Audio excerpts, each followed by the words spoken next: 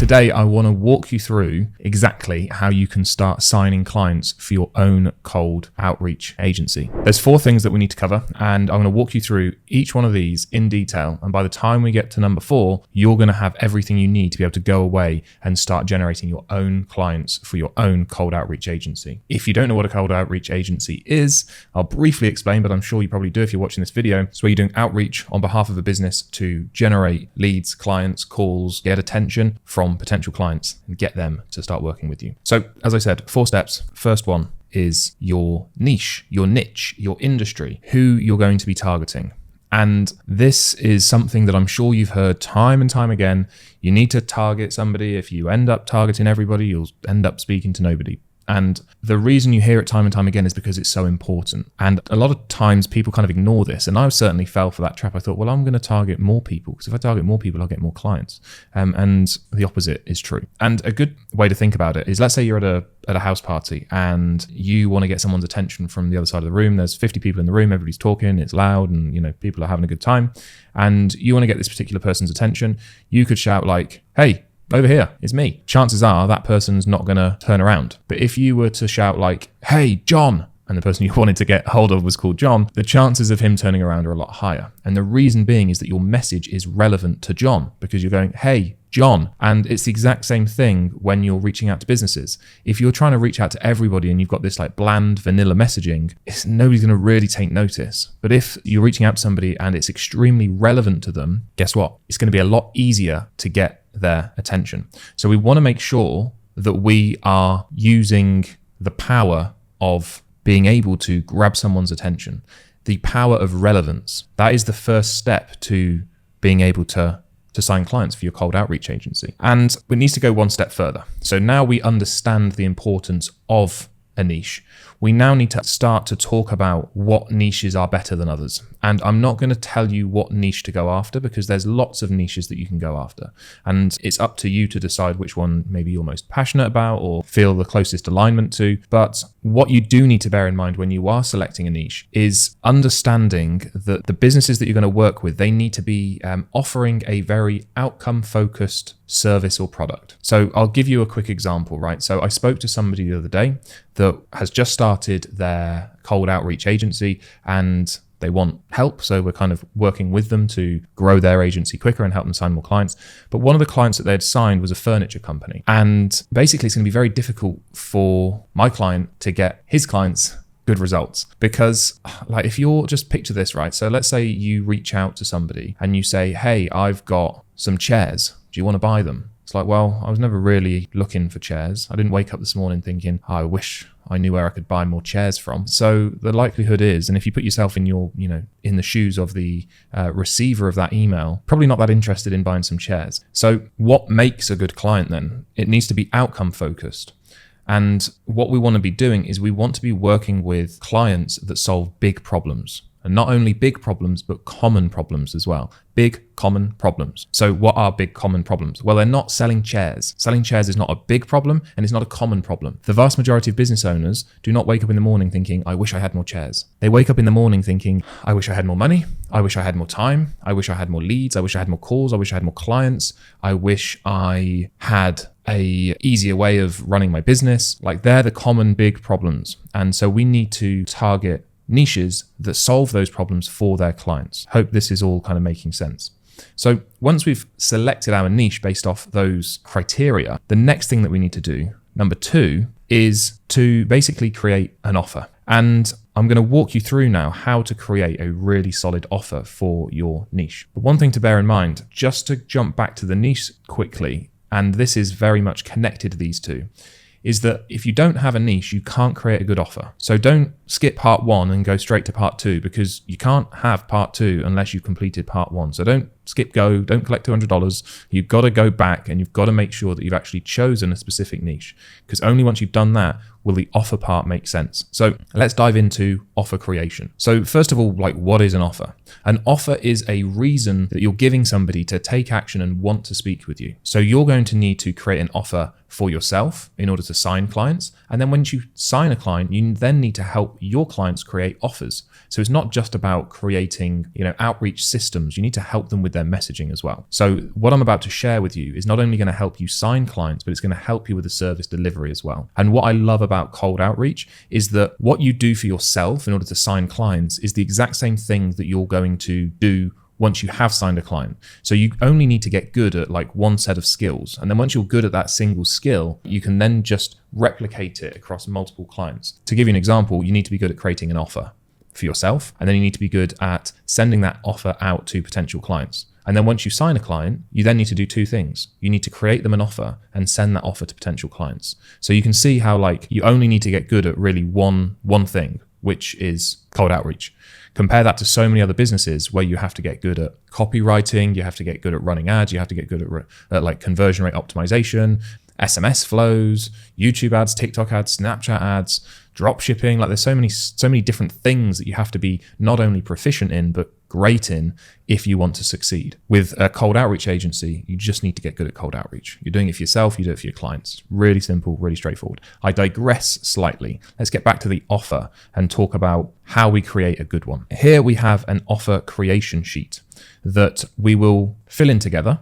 And you can take this and fill it in yourself. Let's look at a niche. So who are we going to be targeting? So let's say that we are going to target SaaS companies.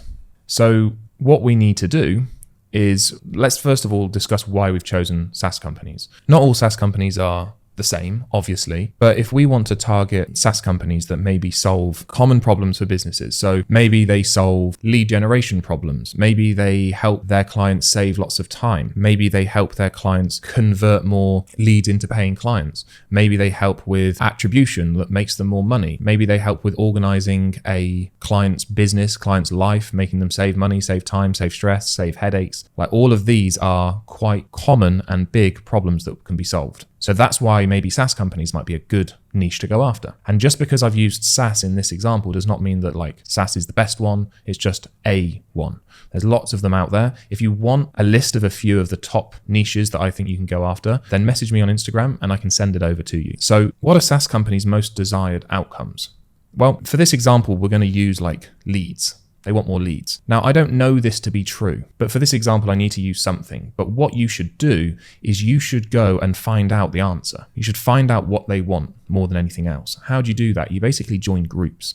You join online communities and you start watching what people are talking about. People in that group are going to be saying, how are you doing this? How are you doing that? Anybody know how to achieve this? Anybody like got any new ways or tips to do this, that, or the third?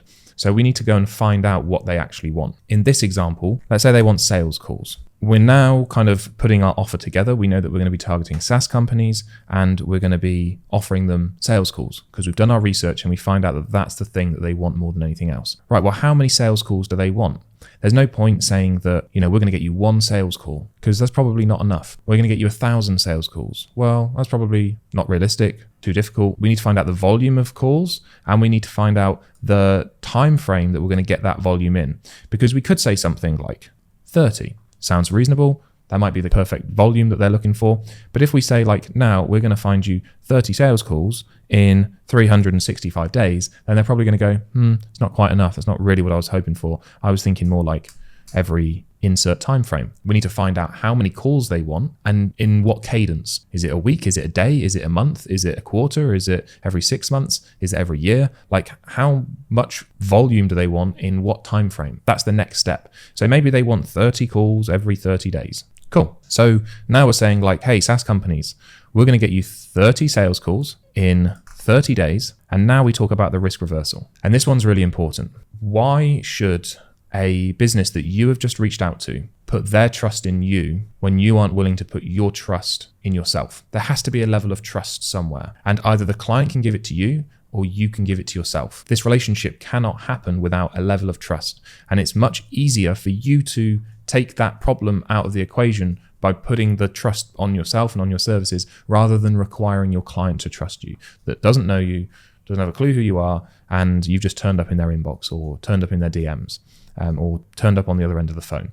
So we need to include some form of risk reversal. Now, there are different types of risk reversal that we can implement here. We can do money back. We can do continue for free until we do. We can do, there's basically a few where like we've got risk reversal. And then actually I'm going to add a different section here where there's like no risk at all. So the no risk is not that you're taking the risk off the table, but there was never any risk in the first place. And the no risk version of this is like pay on results, pay per call in this example, pay per lead. And I really like this form of risk reversal, or should I say no risk. And the reason being is that not only does it make it a lot easier to sign clients, but it also makes it a lot easier to earn more money from each client that you do sign. So like you could say, hey, Mr. SaaS business owner, I'm going to generate you 30 sales calls in 30 days, and I'm going to charge you $2,000. And if it doesn't work, I'll give you your money back, or I'll continue working with you for free until we do. That's a solid offer. No bones about it. Really good offer. But you're only going to make $2,000 per month if you charge 2K. Or you can say, look, we're going to generate you, Mr. SaaS company, 30 sales calls in 30 days. And the best part of it is that you only pay per call. So there's no risk, there's no commitment really from you, you're just paying per call. And you might generate them, let's say you charge them, I don't know, for argument's sake, you charge them $200. Well, you might generate them 20 calls a month, which is $4,000.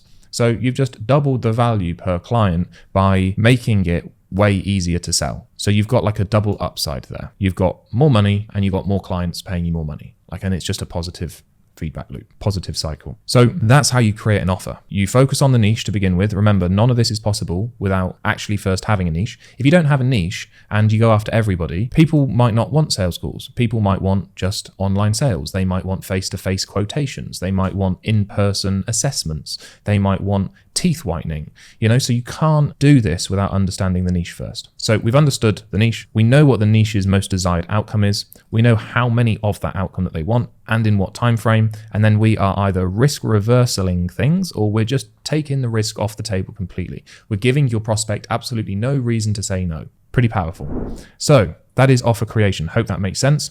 So we are 2 parts in. We know our niche. We know how to create a really compelling offer for them. Step number 3 is the vehicle. What I mean by this is, what vehicle are you using to not only communicate with your potential clients, but what I recommend is that you also use the same vehicle to actually deliver the service for your clients. So how you sign clients is the exact same thing that you do to deliver the service for your clients. And the reason this is important is, let's say, for example, you get all of your clients through cold calling, and then you do cold DMs for your clients. You then have to get good at cold calling. You have to get good at doing DMs. It's so much easier if you just offer the same service that you use to generate your own clients. So you only have to get good at one skill. It's that single skill success cycle that I talk about.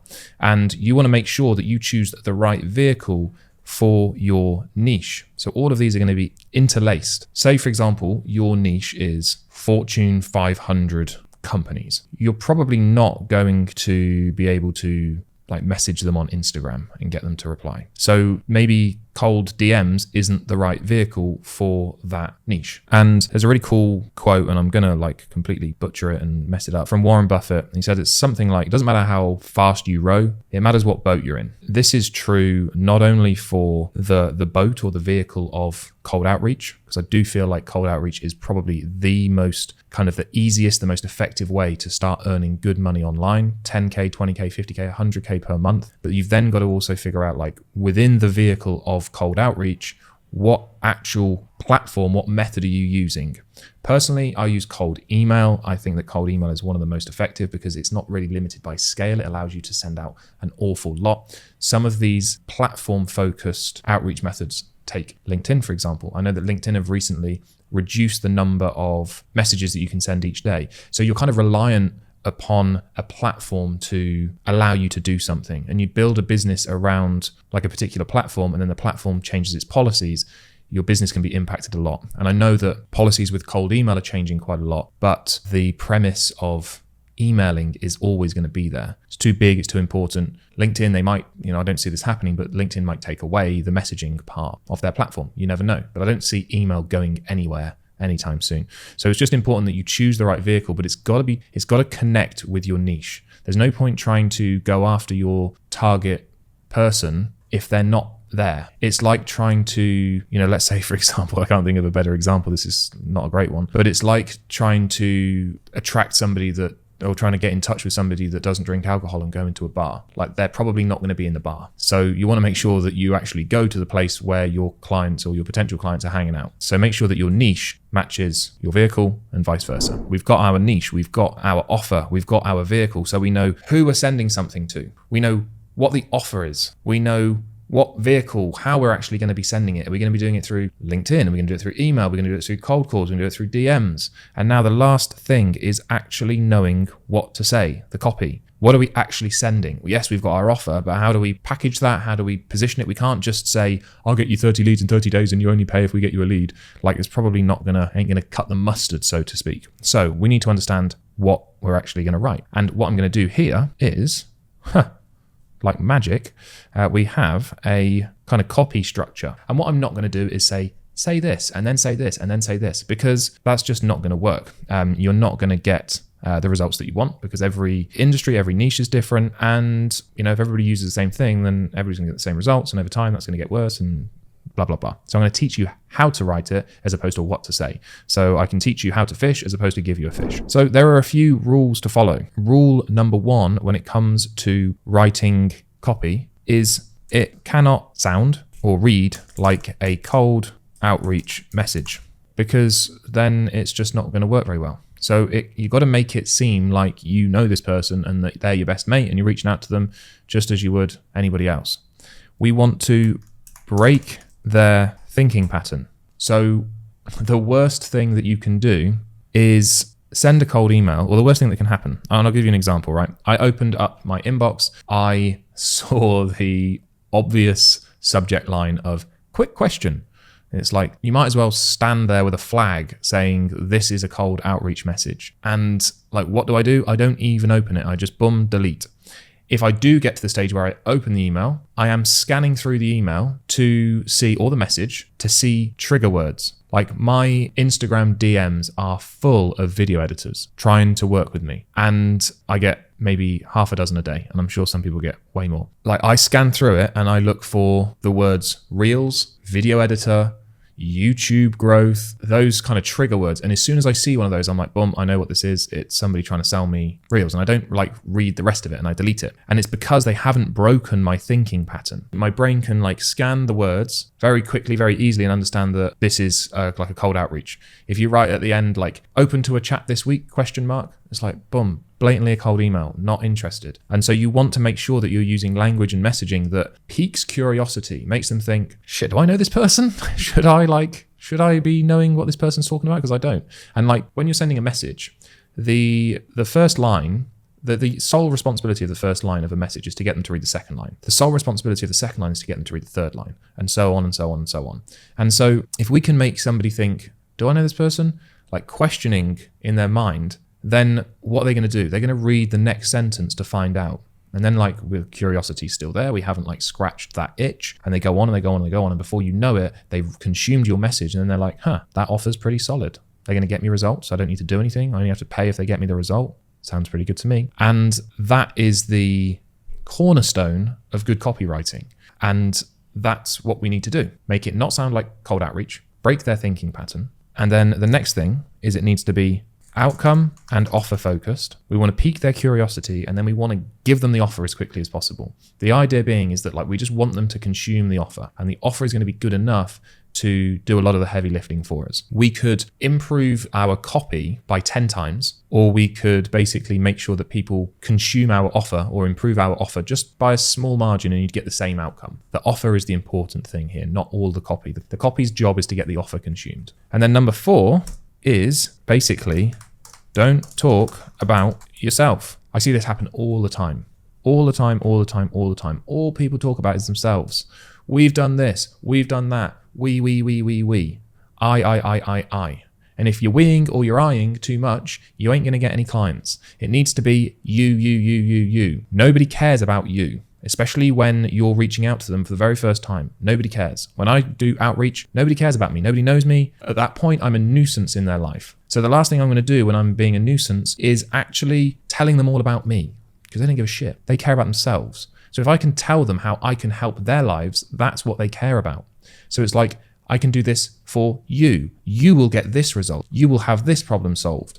You will get this life after we work together. It's all about them, not about you. And this people mess up on so much because they're so consumed about what is going on in their own head, they forget about what actually interests other people. A lot of people find that they really like people in social situations. They really like people when the person asks them questions about themselves and lets the person talk. Everybody likes to talk about themselves. And like, if you want to get more friends, do that. But you want to make your copy all about the recipient, not about yourself. You can, and we will go through this when I walk you through the structure. There is going to be time to mention you very slightly, but very quickly. But it ain't about you. This email is not about you. It's about them, about what they're going to get out of the relationship.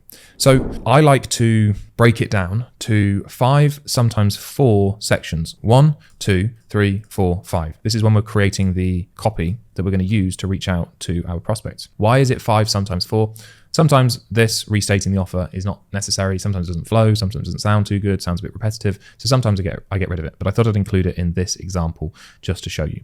So opening line. What can our opening line be? Well, we know that it's got to break their thinking pattern. We know that it can't sound or read like an outreach message.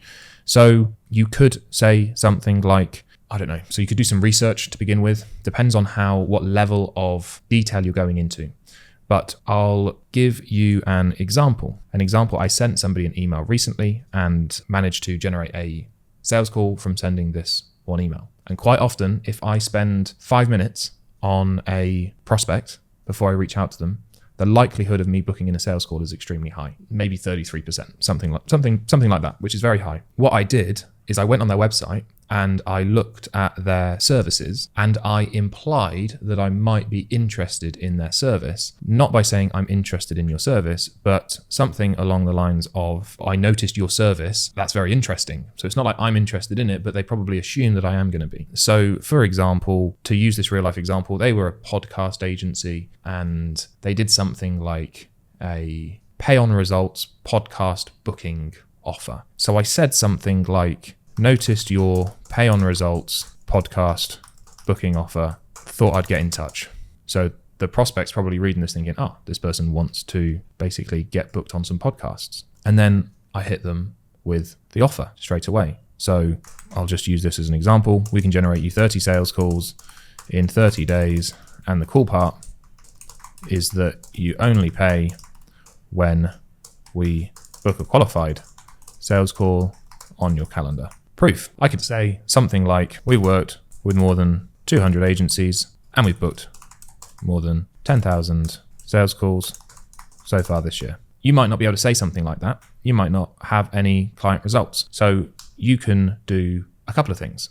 You can either, the simplest thing is go like that and delete it and not include it. Or you can get creative. Now, what you can do is you can say like, the proof is in the pudding. I don't know if that's an American term as well, but it's definitely an English term. The proof is in the pudding, Mr. Prospect. You're reading this right now. So you know that, and then we would basically insert vehicle. So we might do, let's use DMs, for example. So you know that cold DMs work. So then you can say like restate offer. So if you're wanting 30 calls in 30 days with no risk, because you only pay when we book a call on your calendar, and then your call to action, which would probably be booking a call, or it could be reply to the email or reply to the cold DM or whatever it may be. So if you want 30 calls in 30 days with no risk because you only pay when we book a call on your calendar, then book in a quick call to find out more using this link, blah, blah, blah. So we can say, hey, Mr. Prospect, noticed your pay on results podcast booking offer, thought I'd get in touch.